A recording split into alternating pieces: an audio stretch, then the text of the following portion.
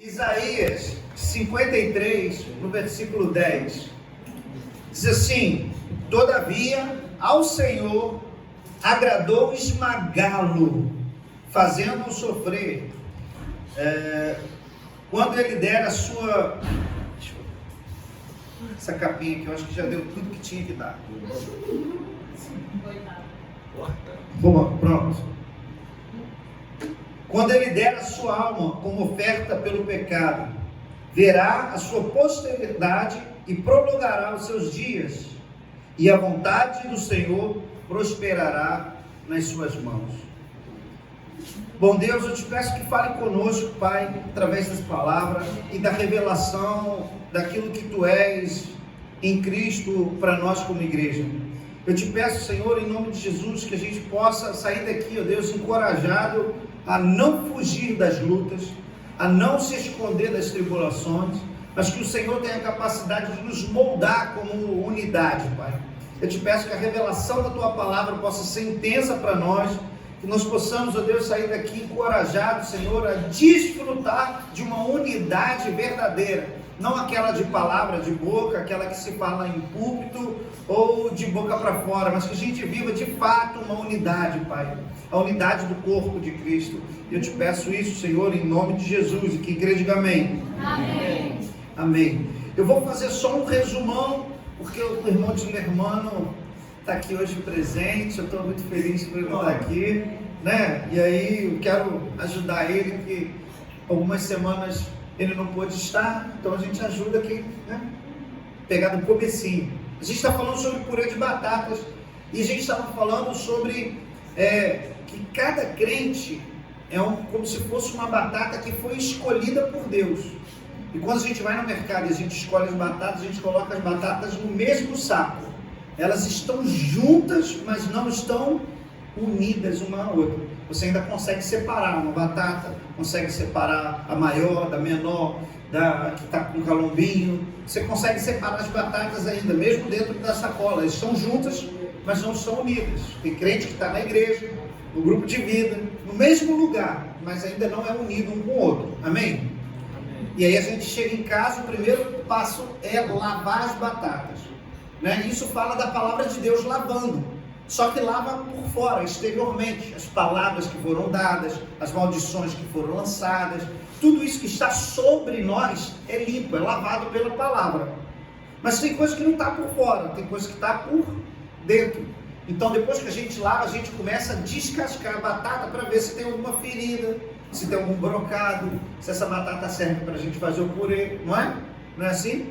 E a gente tira todas as partes que são ruins e aproveita aquilo que está bom. Então pode ser que se você achar que sobrou pouca coisa, porque você estava muito ferido. Se você achar que sobrou pouca coisa de você, é porque estava com um brocado lá, tinha alguma coisa bem ruim. Mas Deus foi tirando e limpando tudo para ficar apenas o que presta. Amém? E o que presta em mim, de mim mesmo, é que já não sou mais eu quem vive, Cristo que vive em mim. Então quando tirar tudo que há em mim de ruim, só vai sobrar Cristo. Amém. Aleluia, amém?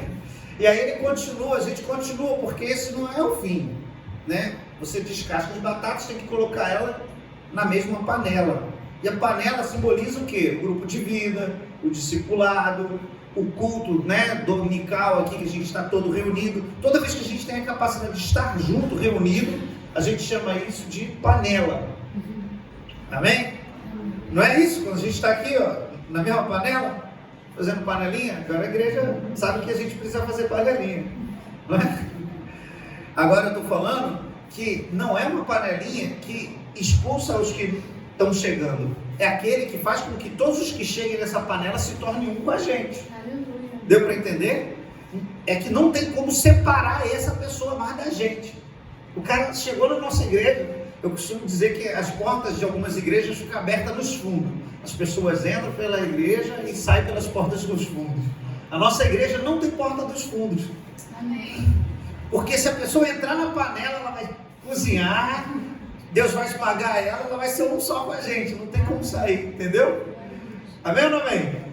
E aí, pensando dessa maneira, a gente continua, né, dizendo que o próximo passo é o quê? De descascar, tirar as feridas, colocou na panela e entrar na ação do Espírito Santo. E o Espírito Santo é simbolizado por água e fogo. Nós falamos na semana passada. Então, aquilo que está do lado de fora, essa água que está do lado de fora, para ela penetrar dentro dessa batata, precisa da ação do fogo. Então, o fogo do Espírito precisa estar ardendo na nossa igreja. Nós precisamos, como sacerdotes, sempre manter a chama acesa, para que aquilo que está externamente, que é a palavra de Deus, amém? A palavra é água, amém? Essa água, essa palavra, ela possa mudar a nossa maneira de ser. Eu era durão, agora eu sou mais maleável, mais flexível, né? Antes eu era intragável, agora eu sou gostosinho. Amém? Deixa eu cortar aqui também. Não corta não, deixa isso aí. Vai ser a igreja mais gostosa de Maria Paula. Amém. Amém? Já somos a mais fresca. E aí a gente agora entra na mensagem de hoje, que é o esmagamento, né?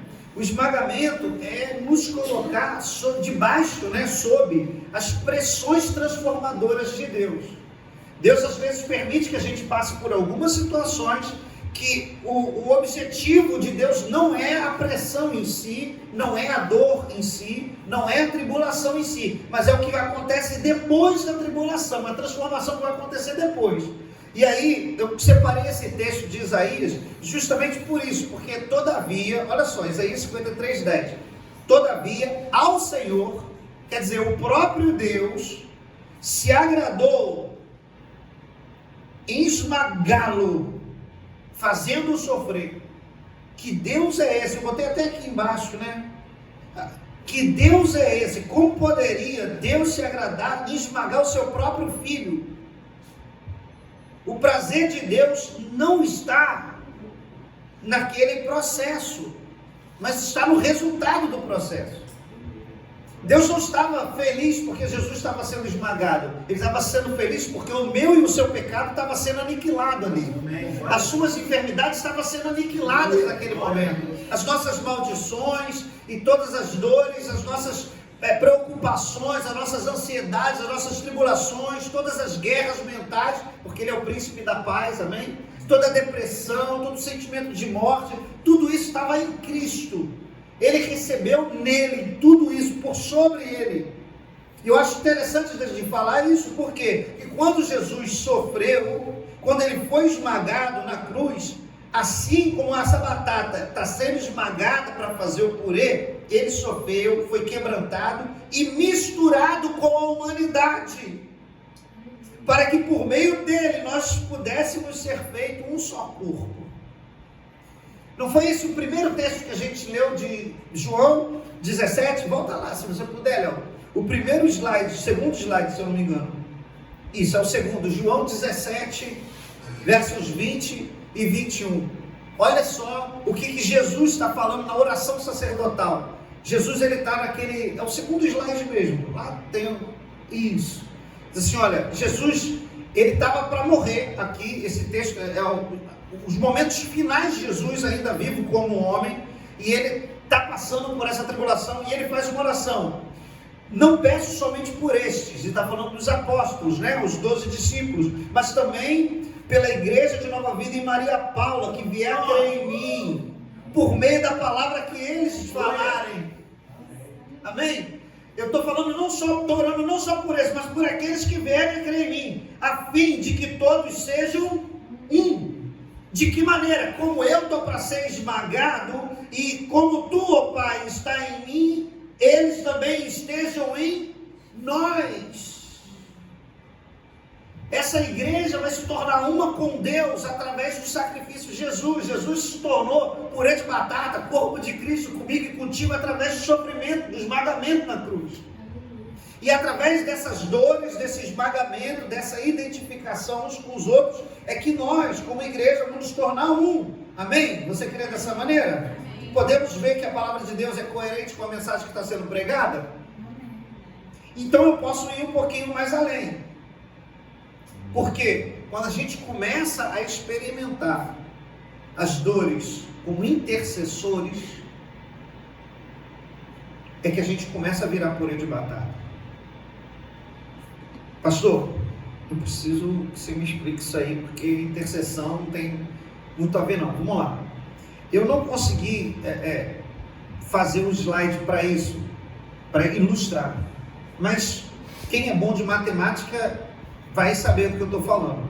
O que é interseção? Interseção é quando eu tenho um conjunto aqui, tenho um outro conjunto aqui, e esses dois conjuntos passam a ter uma parte em comum. Por exemplo, no conjunto da Tainá, ela tem 1, 3 e 5. 1, 3 e 5. No conjunto da Gabi, ela tem 1, 7 e 8. 1, 7 e 8. Qual é o número comum entre os dois? O número 1. Então o número 1 é a interseção entre esses dois conjuntos. Interseção é aquilo que há de comum entre um conjunto e outro conjunto. Isso é na matemática. Na prática, no dia a dia, na vida, Cristo, ele era 3 vezes santo. E ele pegou o meu pecado, se tornando o meu intercessor. Agora o pecado que era meu, que estava no meu conjunto, na minha vida, agora está sobre a vida dele. E ele tomou as minhas culpas, ele tomou as minhas dores, ele assumiu todas essas causas. Ele tomou para ele, era dele, e ele resolveu isso na cruz. Agora, como intercessores, nós, réis mortais, não somos Cristo, mas temos Cristo vivendo em nós.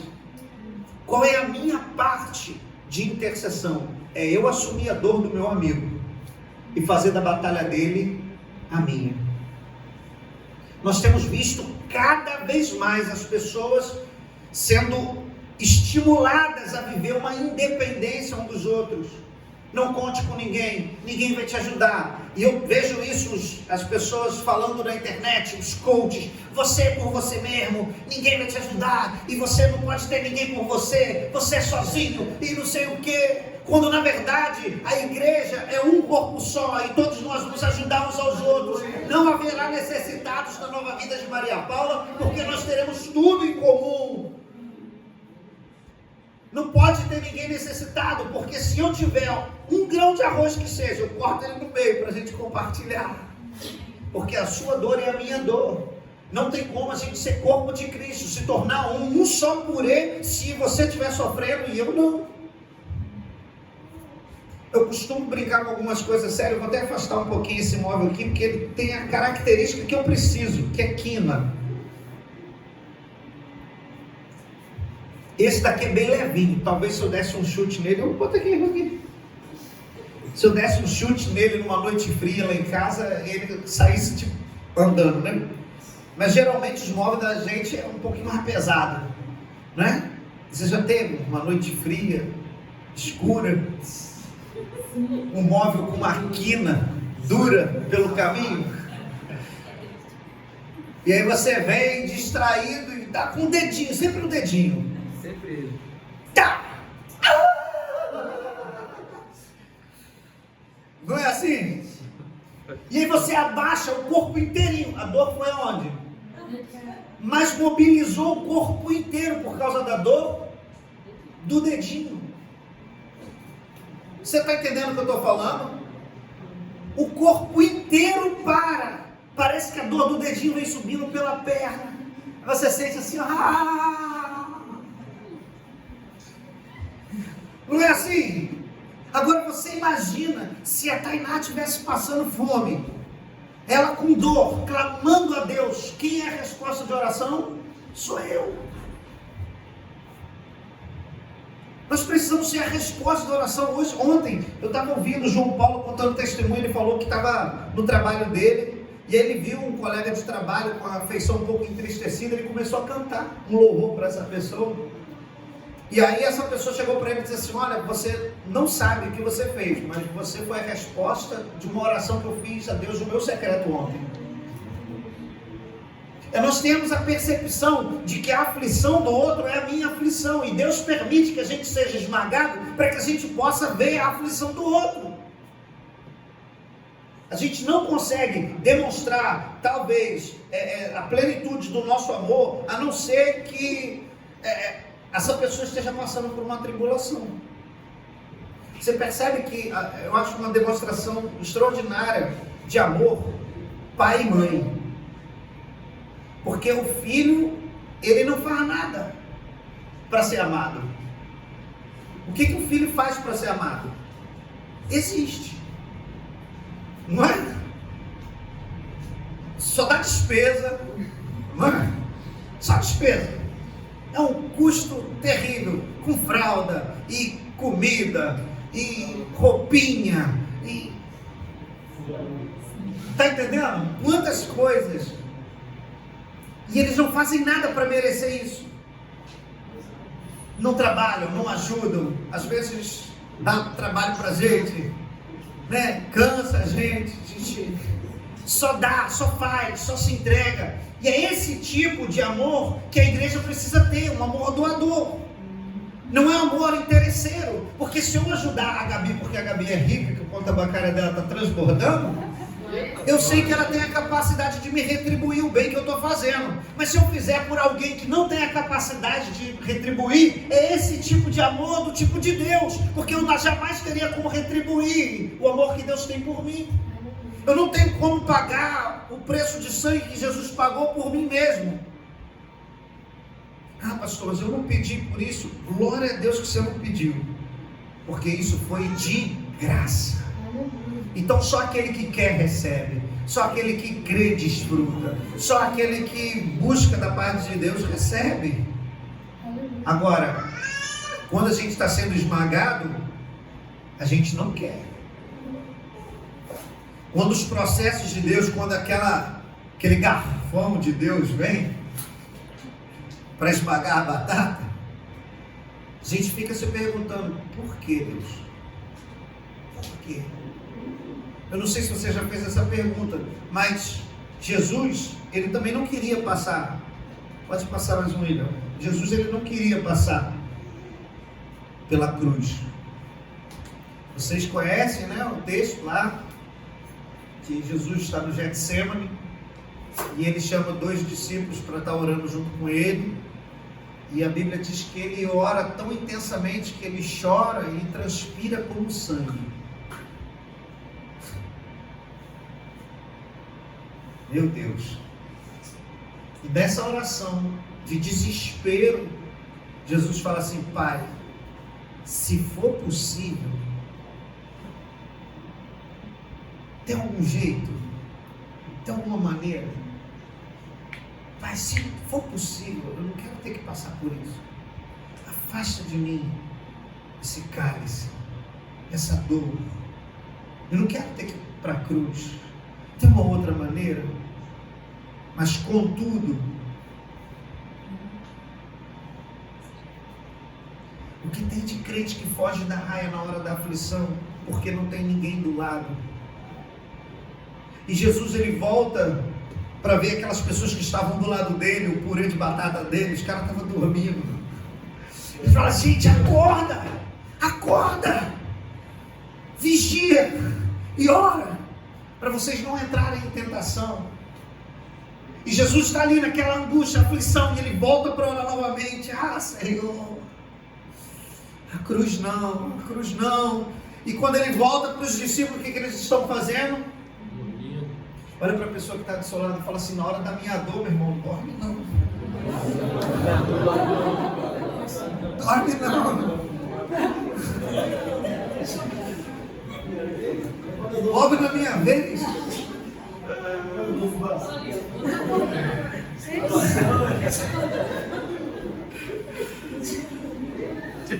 Está entendendo? São os processos de esmagamento que a gente precisa ter gente desperta do nosso lado. A gente precisa ter uma igreja viva. E aí, hoje não é ceia, tá? Hoje não é ceia. Mas seria uma boa pregação para ceia, sabe por quê? Porque quando a gente fala de ceia, em 1 Coríntios 11 vai dizer o quê? Que a ceia, ela dá despertamento, cura e força.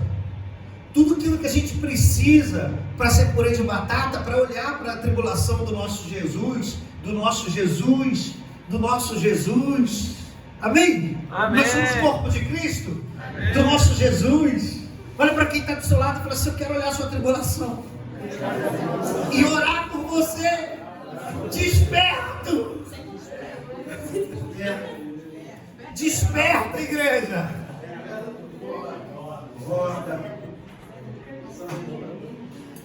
Amém? Porque a comunhão não é coisa de quem quer. A comunhão é coisa de quem persevera. A comunhão é característica de alguém que quer ver milagre acontecendo. Porque todos os milagres da palavra surgiram de intercessão. Surgiram dessa afeição pelo outro. De alguém que clama pela necessidade de um aflito. Quando vê Jesus curando pessoas, papai.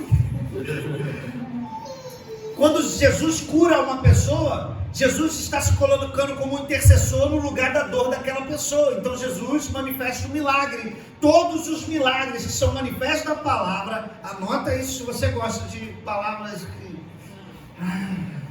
que vai mexer com a sua vida no dia a dia, com a sua prática do dia a dia, é porque as pessoas não estão se importando mais com as outras. É por isso que não existe tanto milagre.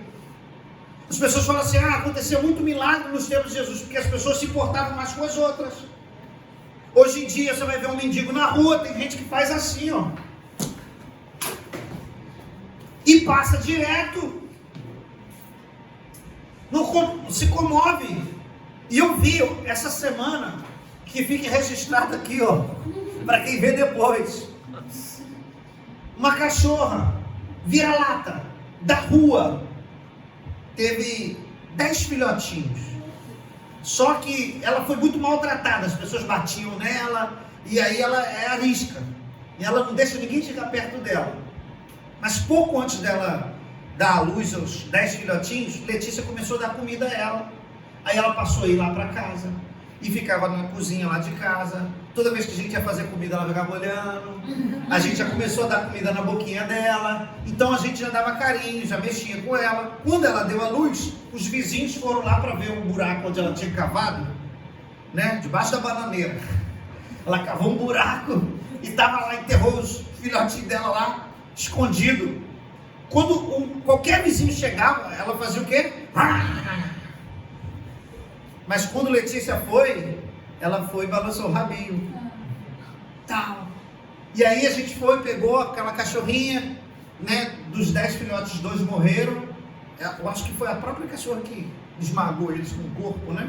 Mas aí a Letícia pegou e a gente botou na casa da minha sogra. Quantas foram as vezes? Eu estou falando uma, não duas, não 10. Quantas eu perdi as contas de eu falar assim, irmãos, vamos juntar aqui para a gente fazer uma cesta básica, porque tem um irmão que está precisando. E aí a gente vê 3, 4, 5 pessoas se mobilizarem. Mas para aquela cachorra que deu 8 filhotinhos, Letícia levou no veterinário, ganhou ração, ganhou casinha, ganhou os próprios vizinhos, todo mundo se mobilizando. Por que fazem isso por um animal e não fazem isso pelas pessoas?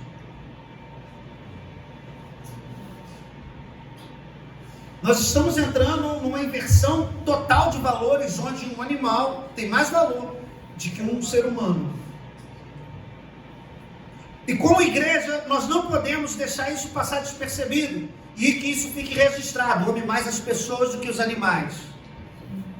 E eu ouvi uma frase de uma pessoa alguns anos atrás, uns 3 anos atrás, que me chocou. Ele disse assim, quanto mais eu conheço as pessoas, mais eu amo o meu pet. É porque essas pessoas estão amando mais os ídolos desse mundo, que é o Deus Criador do céu e da terra. Porque se eles amassem a Deus, amariam as pessoas que são imagem e semelhança de Deus. As pessoas estão odiando profundamente a Deus quando elas deixam de amar as pessoas. E isso é sério demais, porque nós estamos falando de se tornar um. E quando nós falamos de se tornar um, a gente precisa entender que a unidade não é uma coisa normal. Ela gera milagres de comunhão, ela gera milagres de intercessão. Mas isso só acontece, esses milagres só acontecem através da perseverança. Você vai ver em Atos 2, capítulo do 42 em diante, você vai ver que eles estavam unidos, tinham tudo em comum, e eles perseveravam na comunhão, na oração, no partir do pão, na doutrina dos apóstolos. Eram as 4 coisas que eles perseveravam na doutrina, que é a palavra de Deus, no partir do pão, que é a ceia, mas também é o compartilhar de alimento, o quilo do amor, né? Eles tinham o quilo do amor lá, não tinha esse nome não, era partir do pão o nome. nas orações, eles oravam, mas também eles perseveravam na comunhão. Porque ter comunhão nem sempre é fácil. Eu penso diferente da Tainá, eu penso diferente do Lucas, eu penso diferente e colocar todo mundo junto na mesma panela para caminhar junto, para andar junto, para caminhar junto é desafiador. E tem uma hora que você precisa aprender a se falar para você continuar perseverando na comunhão.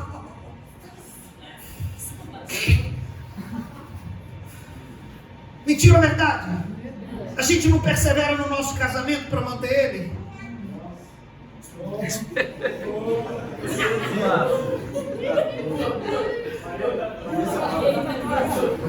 Essa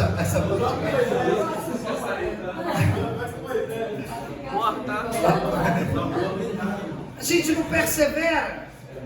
A gente não persevera no trabalho quando a gente lida com gente complicada, com gente esquisita, com gente chata, com gente que persegue a gente não persevera.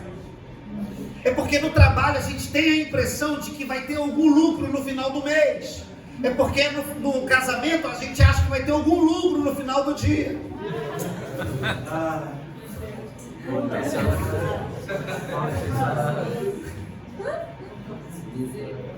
Mas quando alguém não tem nada a oferecer a gente, é esse tipo de amor que Deus está observando.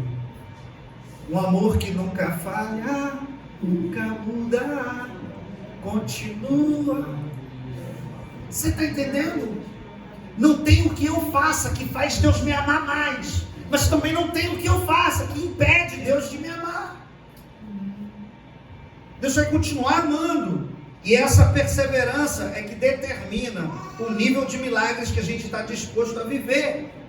Então, depois de amolecer, né, no fogo e na água, depois de quebrantar, né, no fogo e na água da panela ali, é que a gente percebe que chegou a hora de permitir Deus agir. Permitir Deus, né? Eu já ouvi alguém falar assim: não, você está na moenda. Você já ouviu essa frase aí? E é exatamente isso. Deus se agradou de esmagá-lo. Eu gosto dessa versão da Nova Almeida atualizada que fala esmagá-lo. E esmagar, no melhor sentido da palavra, é aquilo que a gente faz com a batata, não é? E que tem tudo a ver com a mensagem que a gente está compartilhando. E quando Deus se agrada de colocar Jesus na moenda, esmagando ele, eu queria que você olhasse para alguém que está do seu lado, com aquele olhinho assim de profeta. Fala assim: irmão, você está passando na moeda, irmão? Pergunta a ele se ele está passando na moeda. Está passando na moeda, irmão?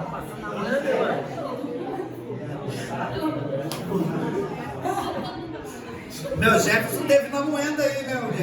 Teve, irmão. Rapaz.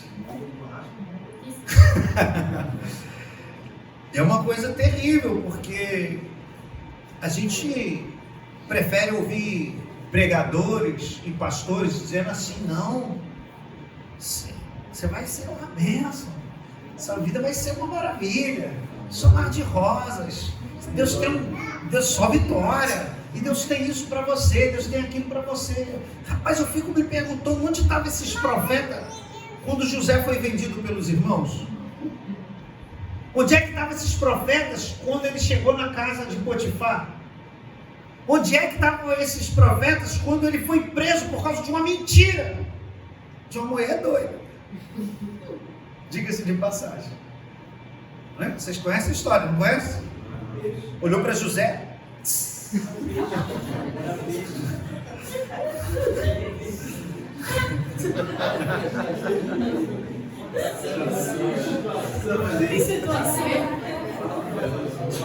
Olhou para José: você.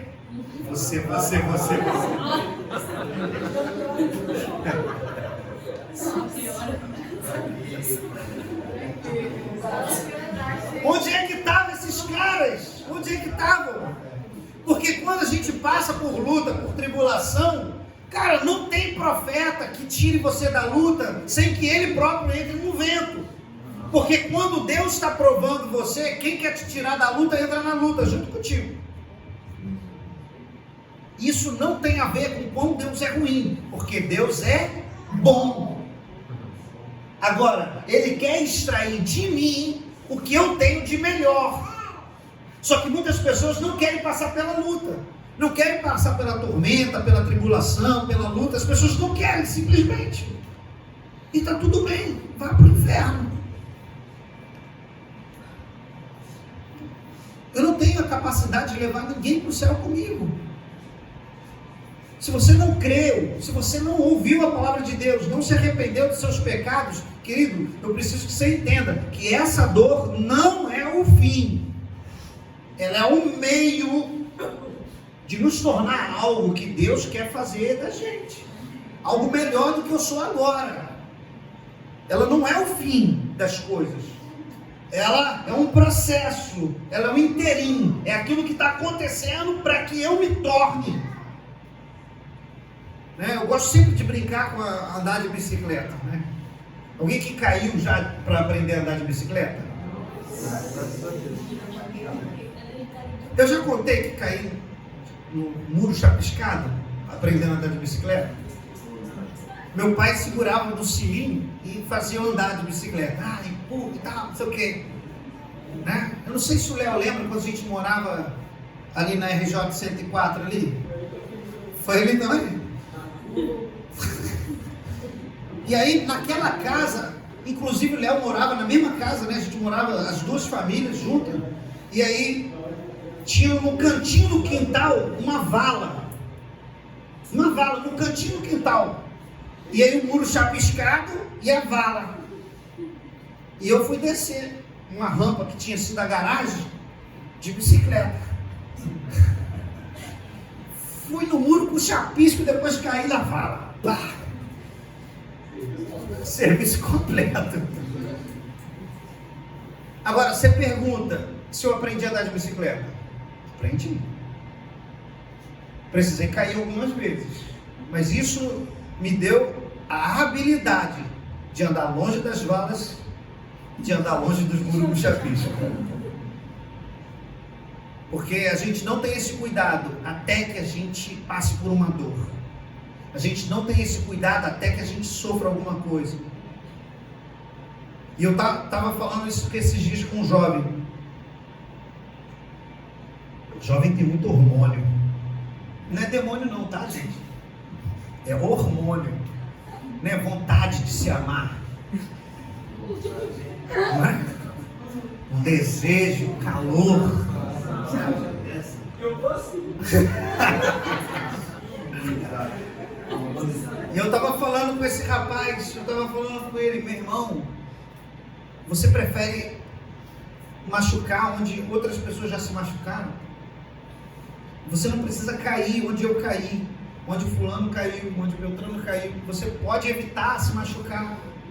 Mas tem gente que parece que só aprende com o esmagamento, quando passa pelo processo, quando quebra a cara no muro com chapisco. E Deus não impede a gente de passar por esses processos, porque isso nos deixa melhores do que a gente era antes, do que eu sou agora. É um meio da gente ser transformado, da gente ser moldado. Então a gente precisa entender que é justamente nessa hora das lutas, das adversidades, enquanto Deus está esmagando, quando a gente passa pelos processos, que a gente descobre a verdadeira unidade. Porque quando você rala a cara no chapisco, cai dentro da vala, pode ser que tenha alguém que faça isso, vendo você caído. Mas é a hora que a gente também vê verdadeiramente aquelas pessoas que nos acolhem, que nos abraçam, que nos envolve, que nos ama. E é com essas pessoas que a gente pode contar, com essas pessoas que a gente pode se espelhar, com essas pessoas. E não estou dizendo que essa pessoa seja perfeita, não estou dizendo que eu sou perfeito, não estou dizendo que a Tainá, o Lucas, alguém aqui é perfeito. Eu estou dizendo que nós queremos ser alguém que acode nas aflições dos aflitos, que dá suporte na hora das tribulações. Percebe que a batata, mesmo depois de cozida, ela sendo nutritiva e cozida, ela ainda não está pronta para ser desfrutada como purê, porque ela ainda não passou por alguns processos ainda. E o que acontece é que tem muitos crentes que têm aparência de boa, fala bem, é bem apessoado, ele vive uma vida de santidade, mas é só para ele. Ele é egoísta, ele vive o evangelho só dentro da casa dele, para ele, e o resto do mundo que se exploda. E cada dia eu percebo que a gente está vivendo dias em que estamos chegando ao tempo de ver com os nossos olhos algo que eu achava irreal de acontecer um dia, de termos chamados evangélicos nominais. Já ouviu falar? Sou católico não praticante, eu sou católico mas não vou. E a gente está vendo agora evangélicos nominais. Eu sou evangélico, mas não congrega, não comunga, não adora junto, não participa da ceia, nem é batizado, não batiza ninguém, não ganha ninguém para Jesus, não tem uma vida de santidade. Porque geralmente essas pessoas que têm a aparência de estar pronto ainda não passaram por processos de viver na sua dor, na sua angústia, na sua aflição, alguém que o acolha. Você pode perceber que a maioria, se não todos, que passam essa frase, eu tenho Jesus, mas se é Jesus no meu coração, eu não preciso de igreja, elas têm uma ferida na alma, às vezes contra a própria igreja, às vezes contra as lideranças, às vezes nem é contra a liderança, mas contra um irmão da igreja que aconteceu alguma coisa. E é chegado o tempo de nós, como igreja, começarmos a atentar para isso, porque embora essas pessoas sejam nutritivas, estejam cozidas já, está pronto, mas na hora da dor dela ninguém acolheu. E Provérbios 17, verso 17 diz assim: o amigo, ele ama em todo o tempo, e na angústia nasce o irmão. O irmão não nasce na hora da alegria, na hora de jogar bola, na hora da comemoração. Não, é na hora da angústia que a gente vê quem é irmão de verdade. O irmão, eu acho muito sério a gente usar esse termo às vezes dentro da igreja, porque nem todo mundo é irmão em Cristo. Eu quero até deixar aqui um adendo, não tem a ver com purê de batata não, mas só para a gente refletir. Tem muito filho pródigo achando que a ovelha é perdida. A ovelha perdida, ela está perdida. O filho pródigo, ele sai do caminho, ele tirou os recursos do pai, desfruta a vida como quer, ele sabe o caminho, não está perdido. Ele que tem que levantar e voltar. Mas tem gente que está perdida, aflita, angustiada, gritando por socorro. E é nessa hora que se faz o irmão. Tem gente que é rebelde mesmo, filho pródigo. E essa pessoa, o pai, não precisa ir atrás, porque ele sabe o caminho. Mas para quem está perdido, nós como igreja precisamos aprender a identificar quem é ovelha perdida e quem é filho pródigo. Porque muitas vezes nós estamos dando atenção a filho pródigo como se fosse ovelha perdida. E ele continua consumindo as riquezas do pai, da graça e do favor do pai, quando deveria estar comendo as alfarrobas dos porcos para aprender que a casa do pai é melhor, que lá é um lugar bom, passar pelos processos, passar pelos esmagamento, para voltar para a casa do pai. Estamos juntos? Só foi uma reflexão. Então, vamos lá. A gente começa a reconhecer as verdadeiras conexões quando não temos o que oferecer. Quando eu não posso te oferecer nada, aí eu sei que o que você está fazendo é por graça, é de favor. Eu não tenho como retribuir. E aconteceu alguma coisa com a gente, lá no caso com a minha família. o meu pai foi embora e deixou eu tomando conta da minha família, e meu irmão e minha mãe. E eu cuidava da casa, agora eu virei um homem da casa. E chegou alguns meses, né, de janeiro até abril de 2010, de 2011, perdão. De 2010 para 2011, né? Janeiro, fevereiro, março e abril. Que eu não tinha comida em casa, mesmo. Eu abri o armário e não tinha comida. E aí, Deus sempre veio provendo. Um pastor chegou para mim e disse assim, pastor Flávio, tá? Não tenho vergonha de dar o nome dele, porque é honra para mim, tá? Isso aqui não me ajudou mesmo. Ele separava, ele era pastor da igreja na Lagoa, e aí ele separava R$1.000, eu estou falando de 2010, era um salário mínimo e um pouquinho mais do salário mínimo, que era mais ou menos R$800 ali, o salário mínimo 2010, 2011, e ele me dava um pouquinho mais que o salário mínimo. Ele disse assim, isso aqui você faz o que você quiser. Eu pagava as contas da igreja de Nova Vida de Marambaia, porque só a conta de luz era R$400. Então eu pagava a conta de luz da igreja, pagava a conta do telefone da igreja, pagava a luz da minha casa, pagava o meu telefone e não sobrava para comida. Aí você diz assim para mim, então você fazia o que para comer? Todos os meses, o Senhor é meu pastor e nada me faltará. Todos os 4 primeiros meses, Deus trouxe pessoas na porta da minha casa para me dar comida.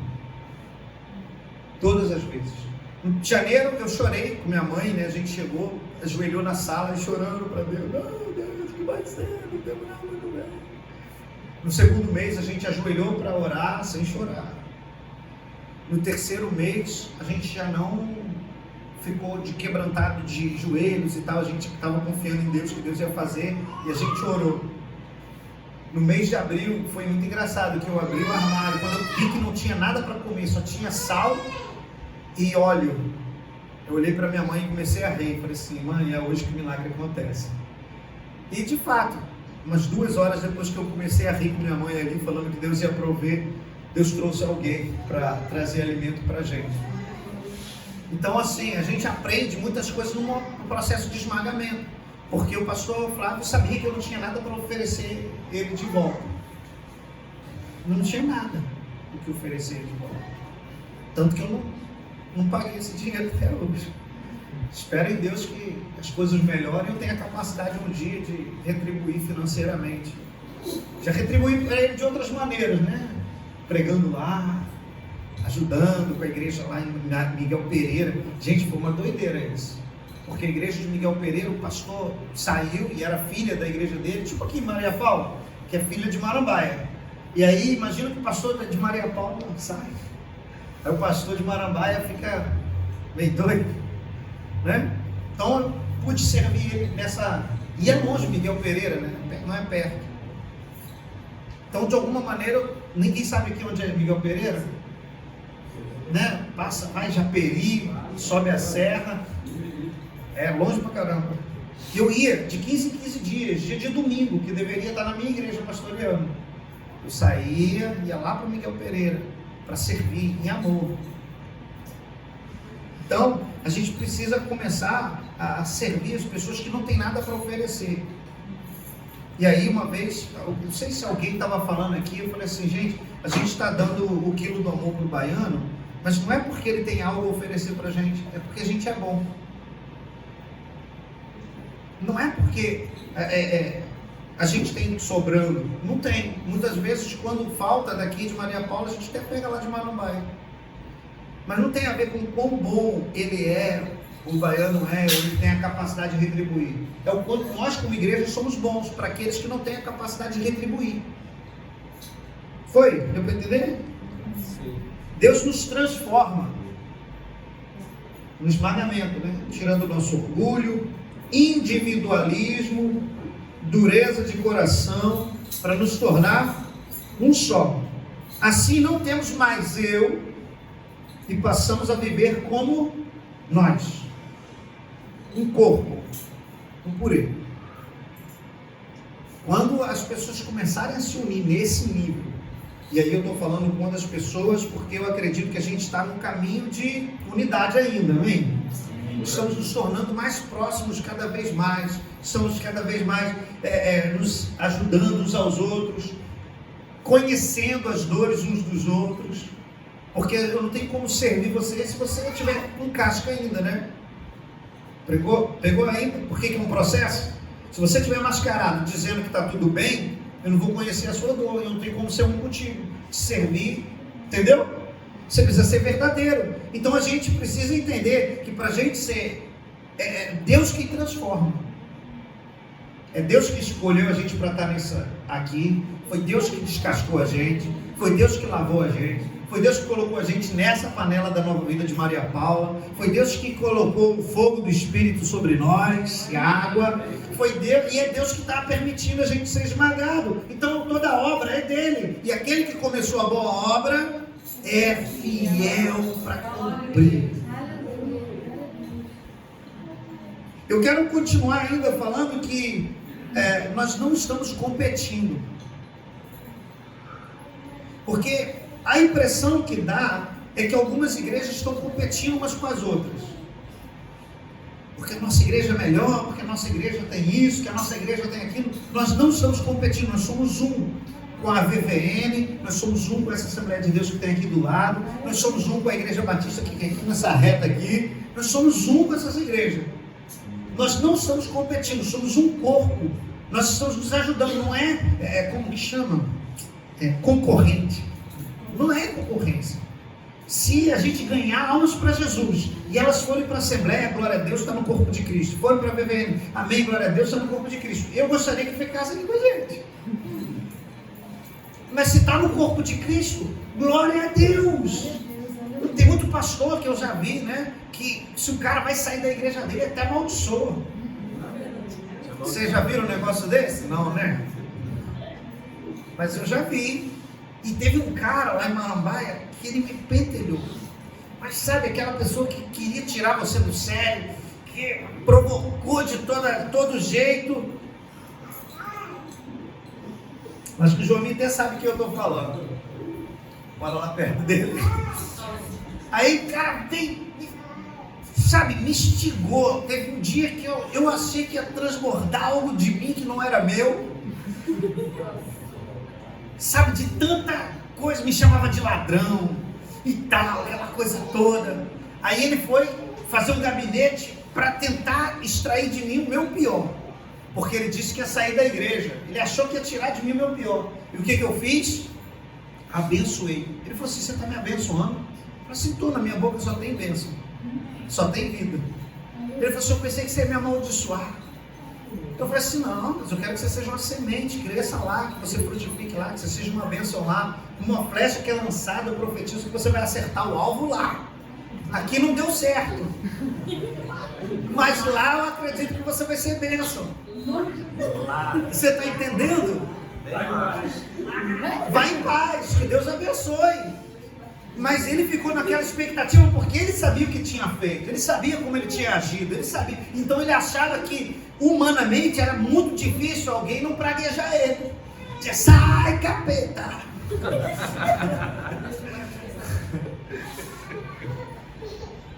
Mas a minha boca só tem bênção, só tem vida. Então a gente profetiza, abençoa. Nós não estamos competindo. E eu vou além, nós não estamos competindo entre nós também, né? Tem 3 grupos de vida agora, oh glória! 3 grupos de vida e nós não estamos competindo uns com os outros. O corpo é um só, a igreja é uma só, amém? Por é só. Eita glória! Apesar de não ser melhor.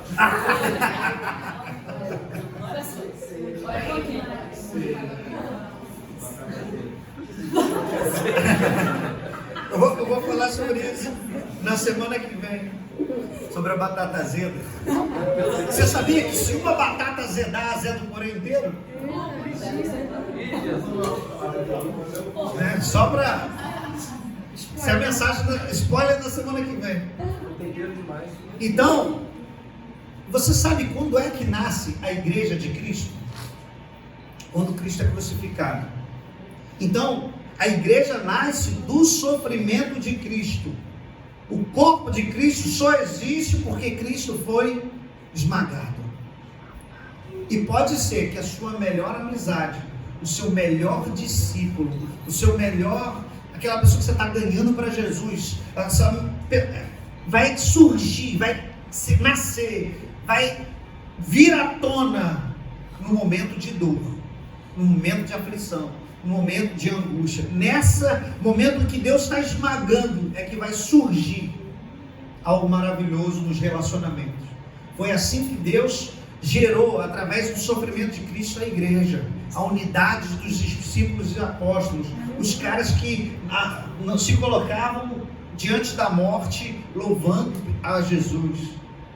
Pedro, ele foi crucificado de cabeça para baixo. Você tem noção de que o cara diz assim: eu não quero ser crucificado igual Jesus foi, eu não sou digno de ser crucificado igual a ele, mas eu não nego mais. Eu neguei antes, mas eu não nego novamente, nunca mais. Eu não faço mais isso. Eu acho interessante porque quando a gente fala dessa maneira, a gente começa a entender que aqueles homens que sofreram perseguição, eles não desistiam da fé. O apóstolo Paulo, ele foi decapitado e não negou a fé. A história conta que em Roma, os imperadores, eles queriam se divertir, eles pegavam os cristãos e botavam nas arenas para se degladiarem com gladiadores, muitas vezes com animais ferozes, leões, tigres, e eram devorados vivos, louvando a Deus. Foi por essa causa que um dos imperadores falou: que Deus é esse que eles seguem, que mesmo diante da morte eles não negam?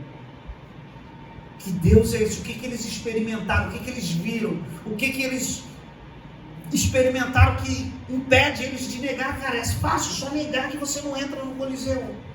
E eles não deixavam de negar.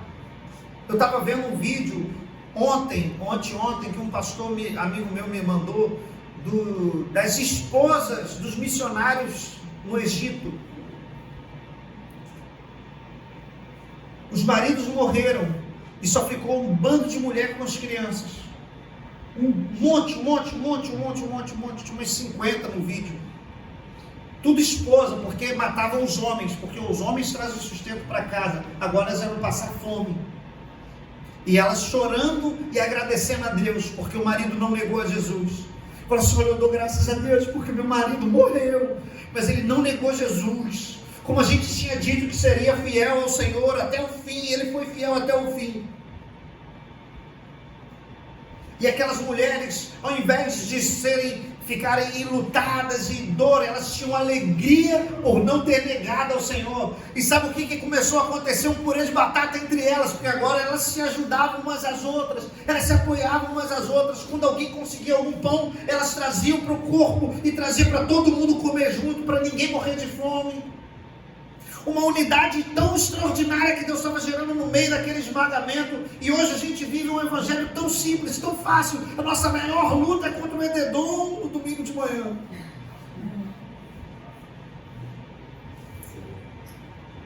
Nossa maior tribulação que nos impede de cultuar. E aquelas pessoas foram fuziladas, outros afogados, outros enforcados, por causa do Senhor Jesus, te dizendo: louvado seja Deus, louvado seja o Senhor Jesus, daqui a pouquinho eu estou com Ele no céu, na glória. Eu não sei você, mas mexe comigo esse tipo de coração. Há alguns meses atrás, me processaram por pregar santidade, né? Você sabe da história. Querendo trazer santidade para a vida de uma pessoa. Ela foi na polícia, me denunciou por importunação, não sei o quê. E aí um irmão da igreja chegou e falou assim: pastor, o que você vai fazer se você for preso? Eu falei assim: eu vou dar testemunho de que não neguei a minha fé, mesmo diante da prisão. Talvez a gente precise entender que as nossas lutas e tribulações são pequenas diante de que alguns outros irmãos estão sofrendo. mas que a gente pode dar mais do que a gente tem dado para que o nome do Senhor Jesus seja glorificado. Isso tem a ver com uma unidade do corpo, isso tem a ver com o sofrimento de Cristo, tem a ver com o meu sofrimento para que multiplique o amor de Deus. Eu separei aqui 3 atos de amor que multiplicam quando a gente toma essa atitude. É na hora das provações que aprendemos a sempre nos apoiar. Deixa eu ver aqui, se eu não me engano é o slide 55. Deu errado aí? Nas provações a gente aprende a apoiar uns aos outros. Aconteceu lá em Marambaia também uma situação de uma irmã que o marido dela começou a bater nela. E aí ela me pediu ajuda e eu falei assim, rapaz, vamos na delegacia. Porque o normal é esse. Eu quero que a irmã perdoe ele pelo que ele fez. Mas a gente tem que ir na delegacia para que ele possa responder os crimes que ele cometeu. Ela falou assim, não vou na delegacia não. Eu falei assim, não, você tem todo o aparato. Eu sou sua testemunha. Estou vendo aqui os hematomas. Vamos lá. Ela falou assim, não vou fazer isso, mas eu só não quero estar na mesma casa mais. E aí eu fui, usei o meu carro para tirar as coisas dela, tá? Porque eu creio que Deus restaura, mas Deus vai restaurar primeiro, para depois ela morar na mesma casa. Vai ficar sendo um saco de pancada? Não, jamais. Está entendendo o que eu estou falando? Amém.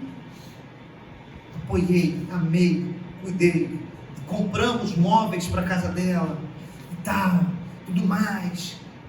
Na hora da angústia, a gente precisa se apoiar, se levantar o outro. É muito difícil se levantar sozinho, mas se tiver 10 braços para ajudar a levantar, é muito mais fácil. Isso é que é ser um, é ser corpo. Quando todos se reúnem, uma pessoa só, é muito fácil de levantar. É por isso que eu gosto muito do grupo de vida, porque é muito difícil que alguém desvie se tiver mais gente para apoiar. Quer ver uma coisa? Vem cá, Lucas, rapidinho. Vem cá, Eduardo. Vem cá, Robson, também.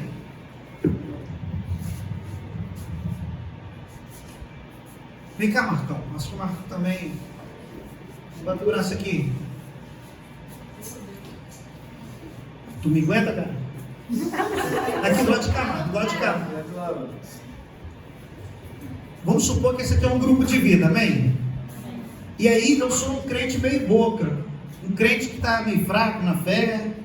Estou querendo desviar, ó. Ih, estou querendo desviar, ó. Estou querendo desviar. Sabe o que vai acontecer quando a igreja passar a viver nesse nível de unidade? Vai ser impossível desviar quando o corpo de Cristo estiver unido. As pessoas vão chegar aqui nessa igreja e falar assim, eu vou desviar. Não vai, eu vou desviar. Não vai. Porque nós somos unidos, um purê só. Obrigado, gente. Para a glória de Deus. Obrigado. Não dá para desviar, somos indesviáveis. Amém? Nas provações, na dor. Pode botar lá. É o próximo. Deu ruim de novo? O sangue de Jesus tem poder. Tem poder. Na dor, nós encontramos a empatia e fortalecemos os relacionamentos. Eu consigo ter um relacionamento muito mais profundo, muito mais sadio, contando com a sua empatia.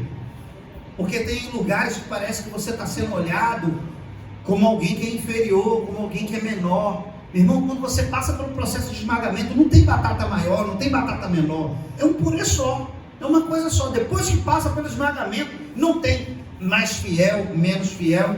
É a igreja do Senhor Jesus, é o corpo de Cristo. Que gloriosa, sem ruga, sem mancha, sem mácula. Só eu e você, como igreja. Não tem a ver com A, B, C ou D. Não é mais individual, é corpo de Cristo. Tem muita gente que diz, a salvação é individual. Vocês já viram essa? Meu irmão, a salvação não é individual não. Quando Jesus voltar, ele não vai buscar um só não. Ele vai voltar para a igreja toda vai ser arrebatada. mas a igreja será. Pagode. Isca de olhos.